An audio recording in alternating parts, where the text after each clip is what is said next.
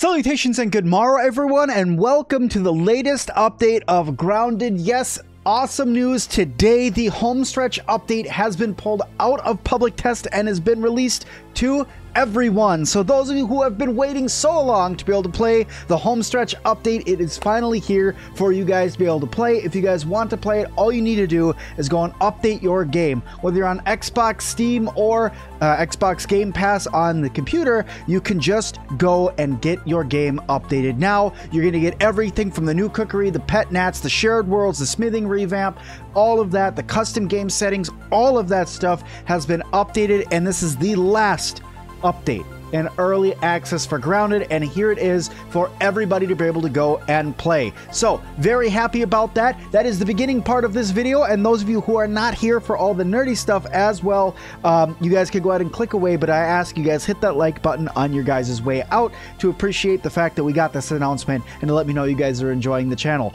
But if you are here for all the nerdy stuff, what we're going to be doing now is we're going to be going over to their Discord, and we are literally going to read through every single one of the changes that have happened between 0.13 and the homestretch update final release. So let's hop over there now and let's read through all that, shall we?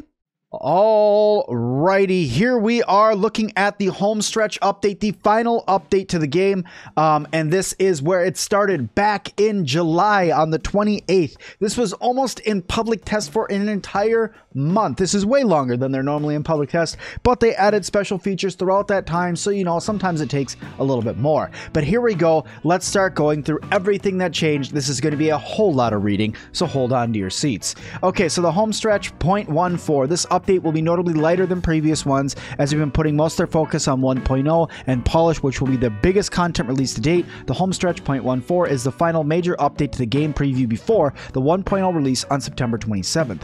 New feature: covered non-custom games to custom. Convert. Not covered. Convert. You can now convert any non-custom game into a custom game at any time while playing to be able to use, to be able to tune values on any game as you go. So if you don't like those custom games, if you don't like people coming in and raiding your base, if you don't want player versus player, if you don't want your pets to die, stuff like that, all you need to do is in any game that you have now, whether it's the first game you started playing way back in the day, all the way up until a game that you made yesterday, you can now change it back over to custom and remove out the ability for pets to die and all sorts of other things as well. You can now get a pet gnat. It says you could tame a gnat. You could tame your own bumbling little gnat pet. Pets will be more helpful and useful, less squishy as outlined in the tuning changes further below. We'll get over that to a second. The rest time lapse, which is really cool, it allows you upon resting that there's actually time lapse that happens. Burgle moves around now. Burgle has acquired enough chips to remember he can roll his treads to inspect the Oak Lab and fulfill his assistant duties. Technically, assistant, acting, lab manager, whatever. New feature: Windows Store builds import save. The save feature or save game interface now allows importing Steam saves. Same thing goes for Steam as well. New crafting content: rotten meat slurry for taming the gnats. You literally just take meat, rotten meat, and you put it into your grinder and it turns into rotten meat slurry. Alright, the cookery. Meals are now crafted at the cookery building instead of the oven. Meals can be crafted much earlier in the game now. Unlocked by purchasing Cooking 101 Science Shop unlock, which is one of the default unlocks you get. Purchase once unlocking the ASL station. This is done literally by picking up Burgle and scanning your hand. Alright, changes and tuning. Armor and weapon upgrade changes. Quartzite, leather scraps, leather plates have been removed from the game. Upgrades now require a unique non-responding resource found across the yard. Armor upgrades require fashion nuggets. More on why they're not called fashion nuggets by the end. And then they get up to cool fashion nuggets and rad fashion nuggets. Weapon upgrades require tough nuggets, which are regular tough nuggets, cool tough nuggets, and then also rad tough nuggets. So lots of things to upgrade in the future. But another cool thing is the cost of upgrades have been dramatically reduced. Levels 1 through 5, weapons start at 2 and increase to 2 to 4 to 6 to 8 to 10. Armor, really awesome, 1, 2, 3, 4, and 5 nuggets in order to upgrade it. Levels 6 and 7, weapons start 5 and then go to 10. Armor goes 2 then to 4. Levels 8 and 9, you start 5 then goes to 10. Armor goes 2 to 4. So awesome stuff there. You're actually able to get a couple pieces of armor up to tier 9, even with the small amount of nuggets that are in the game for rad nuggets. There's more rad nuggets that are going to be coming later on in the game. More on that in the notes that follow. Tough nuggets can be found by harvesting stones of toughness. Fashion nuggets can be found by harvesting rocks of fashion. Fashion and tough nuggets can also be found in lab chests. At certain points in the game, you'll unlock a crafting recipe in order to create fashion and tough nuggets, transitioning the resources from finite to infinite. Note, rad nuggets will not be able to be crafted until 1.0. I'm assuming this is because there is a resource that needs to come later in the game in order for you to be able to craft these ones. All right. Faction reactivity, mixers, and waft emitter. The amount of destruction that can be done to larger bases has been lowered. Each faction now has different reputation value requirements before it becomes upset at the player. Players will no longer be attacked by lots of larger insects at the same time.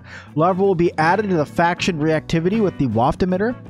Buildings destroyed by defense event creatures will now drop a small amount of the resources that it took to build. Base attack difficulty will slowly ramp up over the course of playthrough instead of being able to instantly go from easy to extremely hard over a short period of time. Base attacks can no longer trigger while in a lab or underground. The waft emitter will no longer work in the haze while the haze is still active. Improved creature spawning locations for base attacks, and also an autosave will attempt to trigger right before the payback attack or mixer event triggers. Movement, you will no longer be able to occasionally launch sideways after hitting your head while jumping.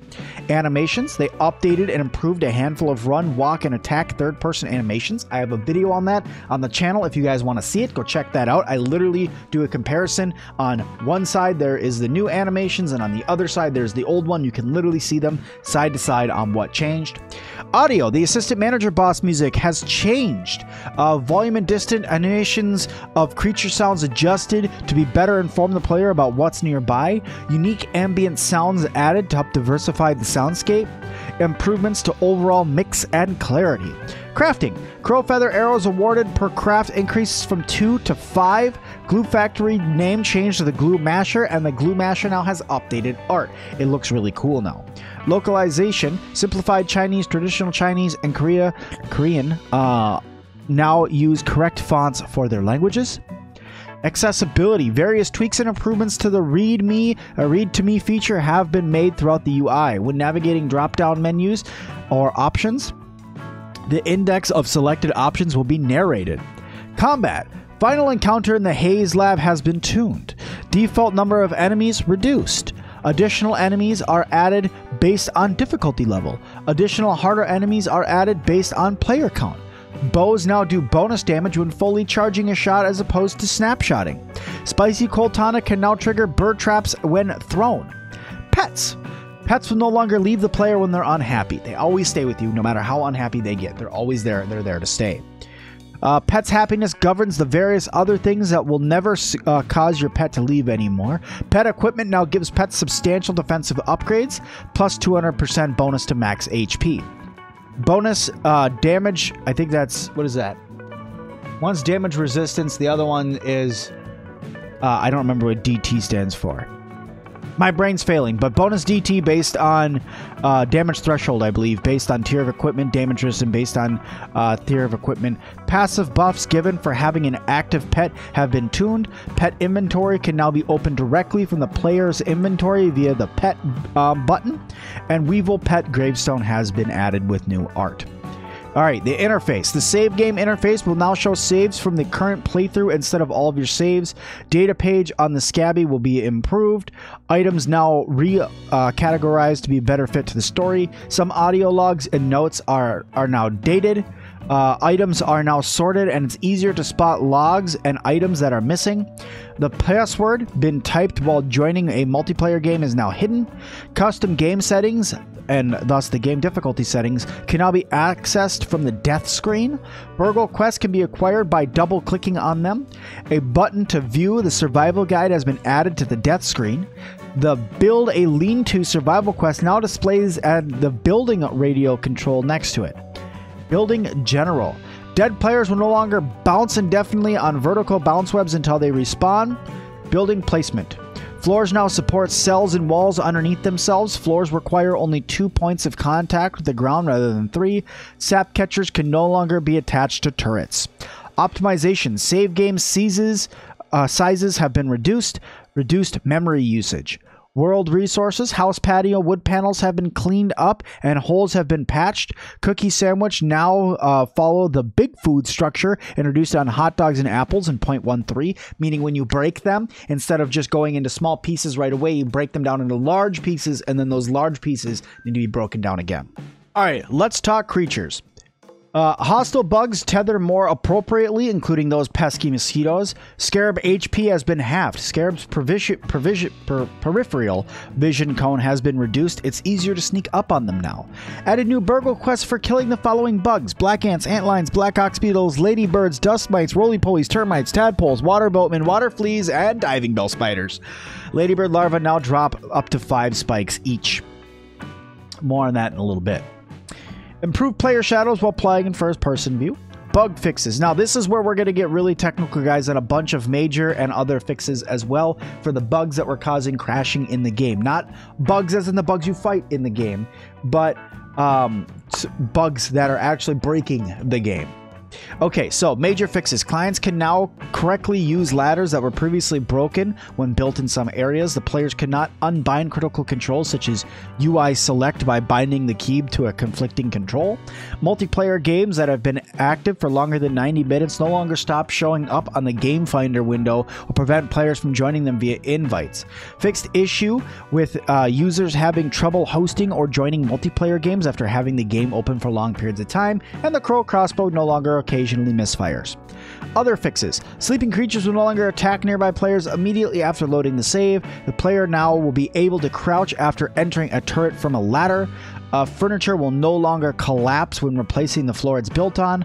Palisade curved gates will no longer have structures placed clipping into the tops of them.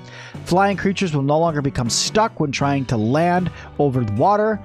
Resource Surveyor will no longer detect rotten foods as a sort of fresh food. The player can no longer pick up items through floors. Floors can no longer be built through diagonal walls. Accepting a burgle quest will now show 1 notification instead of 2. The player can no longer attach grid buildings to the moving parts of palisade gates. Save game time saved will now be displayed correctly when the saves are shared across time zones. Chip Sleuth quests will no longer complete if the game is loaded after collecting the chip and before turning it in. Droplets do not merge unless they are the same type of liquid. The hauling UI will display correctly after loading a game while the player was hauling. The defrag tooltip is now translated. Items will fall through the world will now be destroyed or returned to play if critical. The rest button will now properly activate if the rest cooldown expires while you have the rest UI open. Buildings cannot be built on big food harvest nodes. Wall-mounted buildings cannot be built on swinging doors. Cacti should behave more consistently when causing less instant deaths. Mom jeans can no longer trigger underwater, and cookie sandwich bits will no longer spawn under the ground when breaking cookies. More fixes for the Xbox and Windows Store build. Renaming a save game or playthrough will properly update the names, such as they will stay named after restarting the game.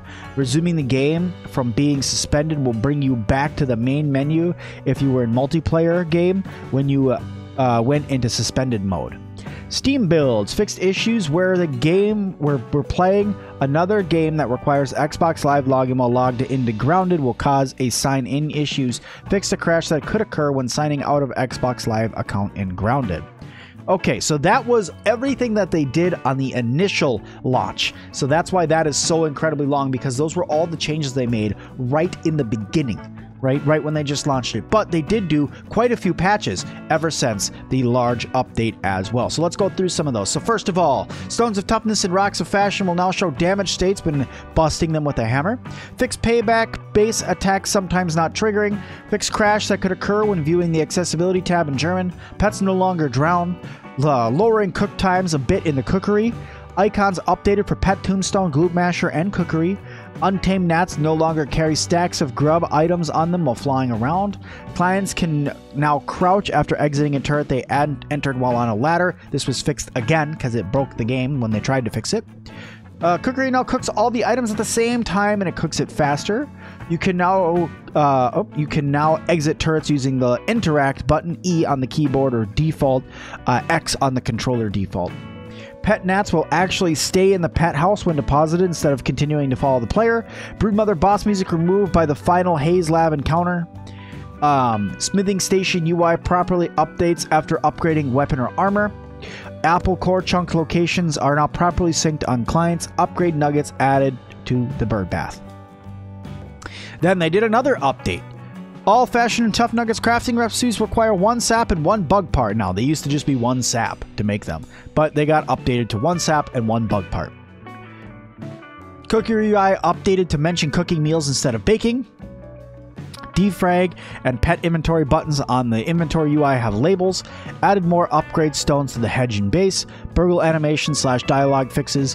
Burgle will resume asking for help when he is down before meeting him. Pet inventories count towards nearby storage when crafting. Crafting recipe buttons no longer randomly show that you can craft. Checkmark even when you couldn't.